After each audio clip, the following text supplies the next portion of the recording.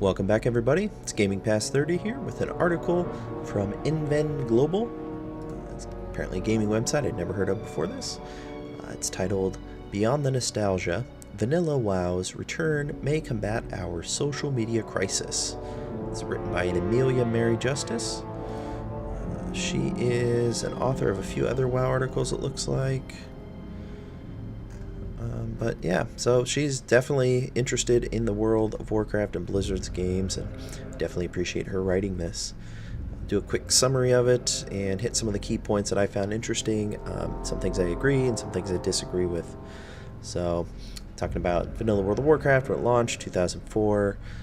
After years of people begging and pleading, you think you do but you don't, Blizzard is finally planning on releasing Blizzard servers. We don't know when still, but it was announced back at BlizzCon 2017. Objectively, World of Warcraft's iteration is something of a hot mess. I disagree with that, but let's move into her reasons. Its gameplay is marked by unnecessary tedium and hardship. I think she means the level grind, so maybe if you just did that, but I think everyone, there were a few breaks here and there for me. But for the most part, the tedium was only when I didn't put myself out there and make friendships, honestly, or just had long gaming sessions and just tried to push through some hard levels. But anyways, legendary poor class balancing that left swaths of specializations unplayable, underwhelming boss mechanics, and loads more fundamental flaws. Fundamental flaws, that's pretty strong. Unplayable specializations, maybe for raiding. I mean, you could pick what you wanted. That was the beauty of it. That's why we enjoy it. That's why so many of us want to go back. Was that there you could pick your whole specialization yourself. Nobody, there weren't three options. I remember the day that started. I was in the Orgrimmar PvP merchant area, and I logged in and saw my new talents, and I was less than impressed. I think that was at the end of Wrath. I was not happy. Anyways, moving on to the next one. Underwhelming boss mechanics. I mean, MMOs were still fairly new at the time. I know there had been a few other ones, but for World of Warcraft, it's pretty simple. Legendarily poor class balancing, kind of with the specs. Was it poor class balancing or just unique classes? Probably a little of both. And yet, it is true. It was one of the most beloved games in history, which is why we all wanted to come back. Okay, so we hit here, numerous issues. 14 years ago, the value of online community building. Here's where she gets into the meat and potatoes of her argument. Building may have gone unrecognized, but as our society becomes increasingly addicted to and relying upon online interaction, it is everything. So, WoW Online Community Building 101. He talks about community building and deceptively challenging it can be, which I think Blizzard has found out when they try to cater to everyone. These, establishments, so the relationships resulted from interaction in video games. Pretty strong. I've still got one friend that I talk to now and then. He still plays, I don't play retail. Just within the last year I've talked to him about World of Warcraft and how it's going, and he's my old guild leader. So yeah, definitely some great relationships, even not in World of Warcraft but in other games. I have some great friends. Simply from the exposure to people we may ordinarily avoid. I don't know how many people you avoid on a daily basis, except maybe at work or school. I mean, to me, I avoided more people when I went there than when I stayed home. When I stayed home, that was a choice. It wasn't like I saw somebody and avoided them. I'm probably taking that too literal. But she speaks of comparable social pressure and the incentive to do well with others around. Like some of the peer pressure is hard to replicate online, but how multiplayer gaming affects that, and perfectly suited, especially for the coming generations who are increasingly online. I definitely agree with that. Multiplayer games can reward collaboration, teamwork, and companionship between diverse groups of people. Yes, we don't even care how diverse they are. We just like playing with other people online. That's definitely not something I think most of us are worried about, making sure it's diverse. Everybody gets to play different characters. I guess unless your guild's all night elves or orcs or dwarfs or gnomes. And even then, it's still diverse. Next point. It is often in a player's best interest to invest in long-term friendships. It's probably more in their best interest to not be seen as a jerk or ninja looter. And through those actions, sometimes you do end up making friends. So we talk about community building, World of Warcraft, Counter-Strike, blah, blah, houses. Yep. Average vanilla player was a part of at least 4 communities. Let's see what those are. Their clique of close friends, their raid team, their guild, and their realm. Well, not everyone raided, so that's out. Their guild, not everyone had guilds. And their realm. This is probably the biggest right here, the realm. That is something a lot of us want to see and to be a part of and to help build. Especially for our factions. So that was definitely a big part for me, was being known on the realm as a good player, was something I strove for, and a kind player. That was something I also worked on. And hopefully everybody had friends. I had a few friends, like I said, that I still talk to. I raided, I was more pug, so I would get invited by friends. I didn't really have a raid team in Classic, so that wasn't a big worry of mine. My guild was of close friends, so those kind of went together. Serving as the context for how friends meet is the best insurance policy any game can have. I guess the easier it is for you to play together, the better.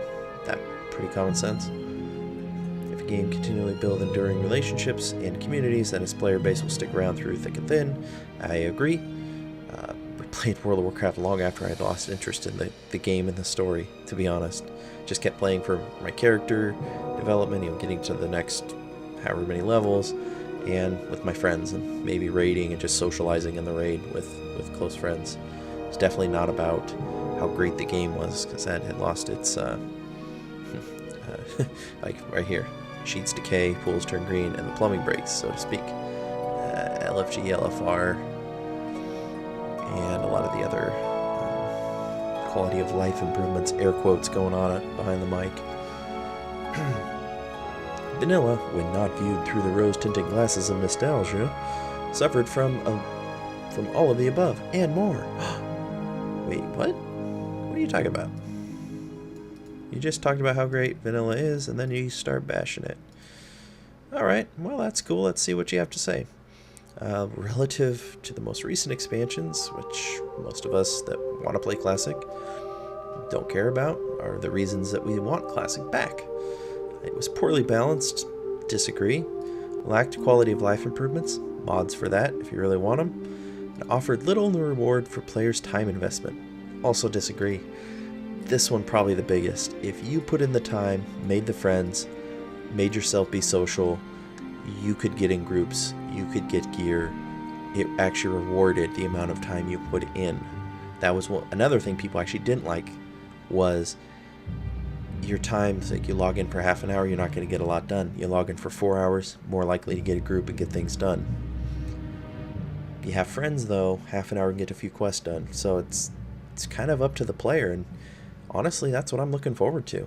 Even though I'm not going to have as much time, I'm looking forward to investing my time into people and friendships. So that's just me. But none of these shortcomings, nor any others, were fatal, because vanilla offered 2 vital, now defunct social features: realm exclusivity and guilds. Well, at least one of those. I mean, guilds are still around, right? Anyway, moving on. Characters completely restricted to servers. Yes. Counter players. Yep. No cross realm. No queuing. This feature would later be abolished in the name of convenience and low pop realms. Yep. They got rid of those barriers. There was actually a lot of server transfers before they abolished it by doing cross the realm outside of battlegrounds. Yeah, intimacy. Yeah, that's definitely one thing we lost, was the community and the intimacy of our own realms.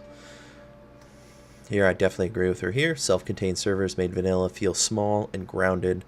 Regardless of how many millions of players were actually online, players became familiar. Even if from afar you'd notice someone from the forums or from a battleground, you'd see him run by, and it's pretty cool. You'd say hi to him. Most people are pretty chill, wave back, or, you know, it's just kind of fun seeing the people in the world. You know, it's just like you see a little different, but you see a celebrity or a popular player at a college or something, you see him come through your line at work or at school, you walk by someone, you know who they are, and it's kind of cool. You see him on TV and you see him in real life. Not getting a little too into that. Rivalries developed, reputations formed. Each server was able to develop its own identity, definitely. Feathermoon and Venture Co. and then Valen had different identities at different times when I played them. I could tell just by logging into the server. I know that sounds kind of weird, but it was true. The PvP was handled differently on Feathermoon than the Venture Co. than on Valen. That's how it was. Not only were they, you know, different types of realms, but players treated each other differently. Anymore, we do feel like insignificant usernames when you log in, and definitely felt a part of the game and the economy.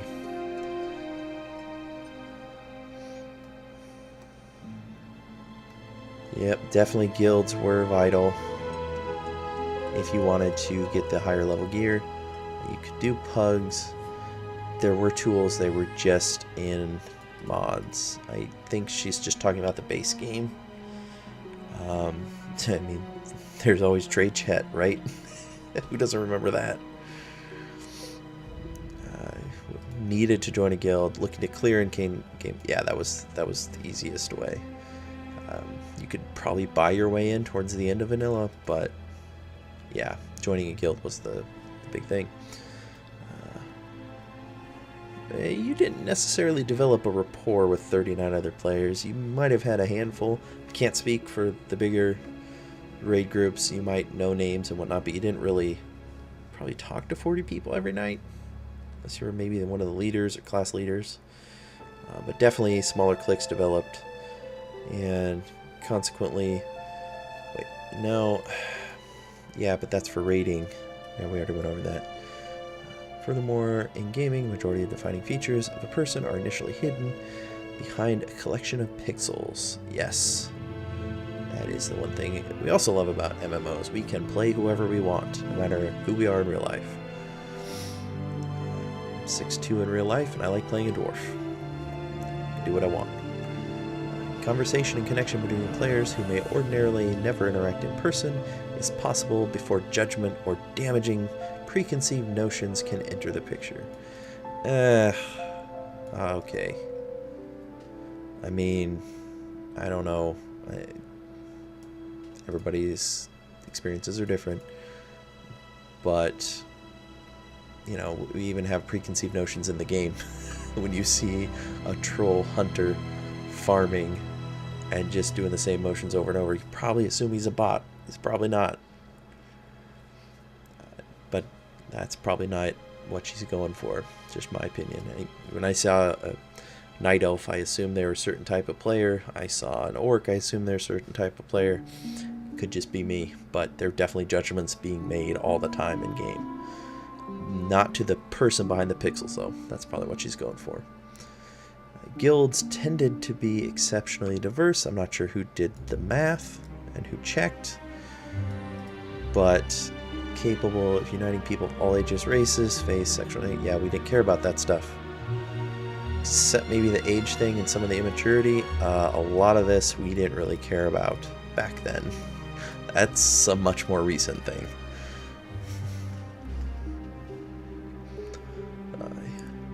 Here it is also worth noting that Another of Vanilla's accomplishments was attaching consequences to toxic online. That was also not a word back then. Yes, we just called them ninja looters and blacklisted them as a server or personally. So servers were self-contained, bad reps spread quickly, true. How quickly though, depending if it was on the forums or not. And because anyone wanted to clear, needed to be in a guild, also a reason to play nice with others. Yeah, but not all of us had time to do that, or that was not always our goal. Once again, we're focused for some reason on everybody wanting to clear in-game content when vanilla, that was definitely not required. I do enjoy the game. Yes, no reasonable team wants to tolerate jerks for hours. Oh man. Yep. Social structure. Years. Yeah, we kind of went over that earlier. Alright, examining our current social ecosystem. Alright, I'm not going to go too much into this. I'll let you guys read it if you want. I'll definitely have the article down below in the description. But basically talks about social media platforms and how they, the whole goal is to generate views and responses, good or bad, and mass consumption. Definitely think. Yeah, so how shallow some of the interactions are, true. Basically, decline of in-person interaction, which someone would say is not a horrible thing. For some of us, we're more introverted, but I think I know what she's saying there. We're not talking to people in public. We're not going over to people's houses as much. We can sit here. I can talk to my friend, 45 minutes down the road. Each night when he gets home from work, he logs in. We both hop in a game of World of Tanks and just start playing and talking about our days. That's actually an advantage to having the online side, in my opinion. I can still keep my close friendships through the internet. We do hang out every now and then, but it's just not an option. Life's too hectic right now for me and for him. So here we get into more about cyberbullying, online toxicity, ever-growing problems. I mean, it's the internet. Anonymity is going to create a lot of these, especially for younger generations. I am interested to see where it is when my kids get there in 5 to 10 years. It'll be interesting to see what changes, or if nothing changes. The difficulty for some, find it humanizing. How much do you want to humanize, though? Take it personally, or just treat it as an online thing and be able to separate yourself from your online persona? That's something I try to do. I still try and be polite and kind online, but I don't, tie that to my personal life. I definitely feel there's a separation there. Maybe that's because I remember a time without the internet. Not sure. Social media has also failed in the revolutionary unifier of diverse peoples. We once thought it might be. I don't know who the we thought that, but that was definitely not something in the cards. If anybody was on MySpace back in the day, I think you remember that.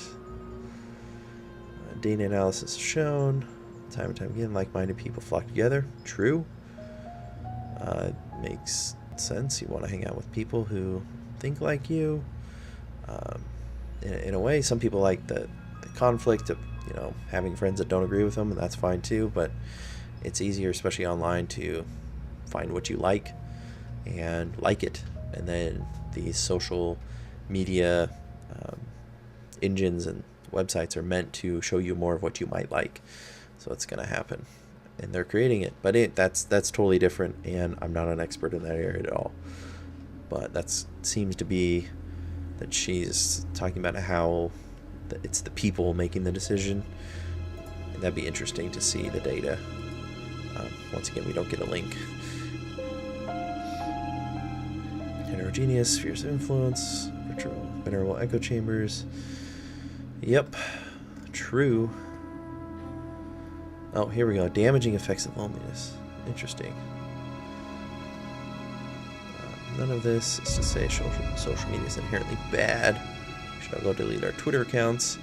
Although we'd probably be happier, some of us at least. Let's be honest, if we deleted some of our social media. Society's gone too far in that respect anyway. Arguable, depending on the person. Like it or not, we're not going to return to the screenless reality in which everyone's favorite pastime are reading books. Speak for yourself. I love reading books. I love listening to books. If you could read and stroll through a forest, you're pretty good. But people still go hiking. They still go strolling on walks. I know you, maybe you don't, Amelia, but it's something people still do. I mean, you see the posts on social media, so they must do it.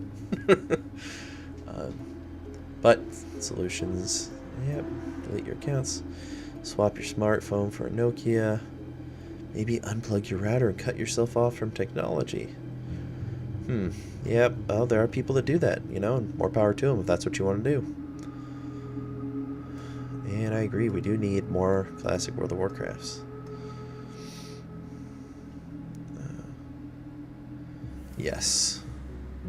And there is a new expansion this month, and it's not next month. She must have wrote this in July. It's released on August 2nd, which happened to be Gaming Pass 30's 33rd birthday. And you'd be right. Let's see. But in 2010, it released a Cataclysm. Yep. LFG. And then LFR. Wait. You just said. Okay. And then she just admits that it was a mod. So some of her earlier arguments, yeah, that makes some sense. But anyways, she's trying to prove a point. Motives to join a guild began to rapidly disintegrate. If you only wanted to do 5-mans, you don't need a guild anymore. At that point, you can just queue up. Raiding especially, that definitely hurt. Made it easier for me to raid, but it wasn't exactly what I wanted, though. Personally, I enjoyed that cooperation and friendships. Don't get those looking for raid. From what I hear, hasn't got any better since Pandaland. Yeah, garrisons. Ugh, I haven't done class halls, but I just nope.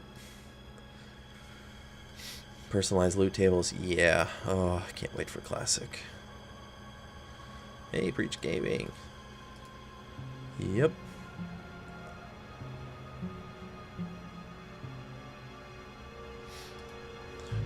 True. Well, it's maybe depending on what you're looking for.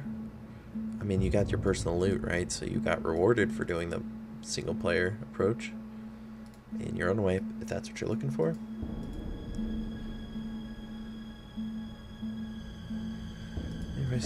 Yep. But definitely, I agree. Group of friends, or look for an organized guild. That is the best way to enjoy World of Warcraft in Gaming Pass 30's book. Most definitely. It is. Absolutely, sir. Yep. His experiences also reflected on those thousands of players who have surrendered to the selfish, impersonal, all too often toxic, there's the word again, content, a world of pug content. Well, you're queuing up by yourself.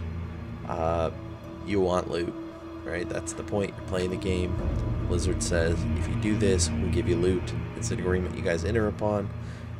Unfortunately, people aren't always nice to each other. People trying to tell other people how to do things is something as old as time, and that just happens in multiplayer games, especially MMOs. They think they know better than you, and they're going to let you know. Yep. Hordes of players will always choose the path that appears the easiest or most convenient.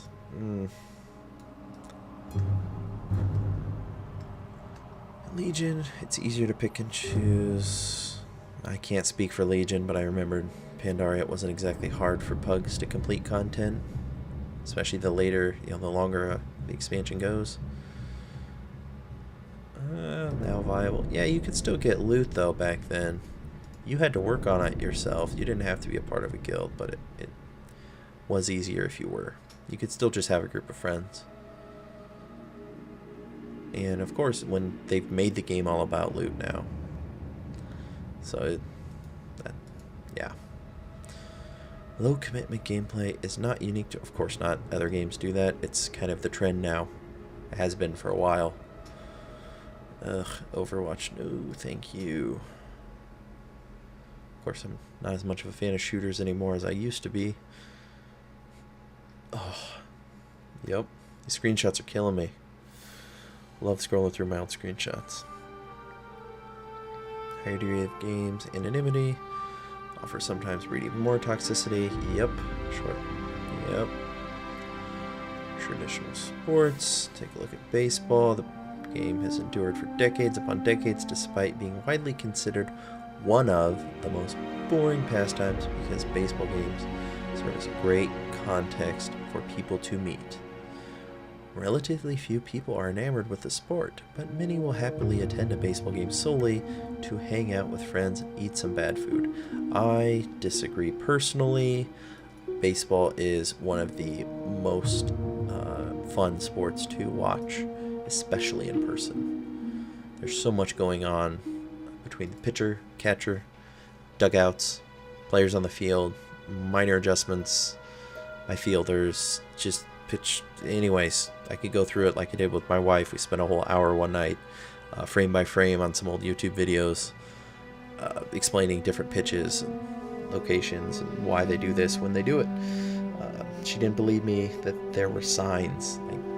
She just thought people stole bases on their own, which they do sometimes, but there's signs. Anyways, we can go into that later sometime, but one of the most rewarding moments in my marriage, personally, was getting to describe that to her, and that's something baseball provided, so thank you, baseball.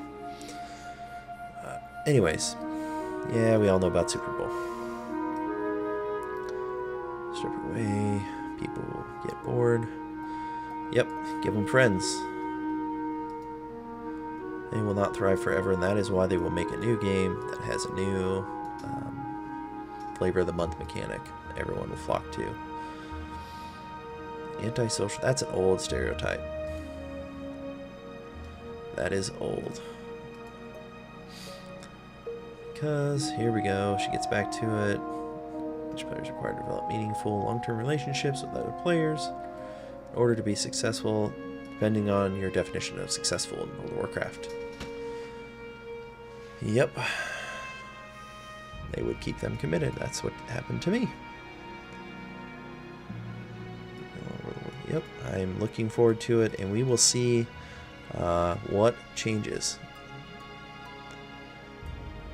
I hope this does affect some game development, although they've tried in a few areas with a few other MMOs, and they haven't done so hot. Oh, what was that futuristic one? It was cartoony. It's escaping me, but yeah, it went free to play not too long after it launched, and then it just kind of went downhill, unfortunately. So that's pretty much the article. Like I said, I'll have the link down below. Please let me know what you think. Personally, I found this to be a very interesting article, even though it's not necessarily 100% about World of Warcraft and the return of vanilla or classic, but the social aspect in the community. So please subscribe if you liked it. If you don't, let me know down below. And until next time, guys, this is Gaming Past 30, signing out.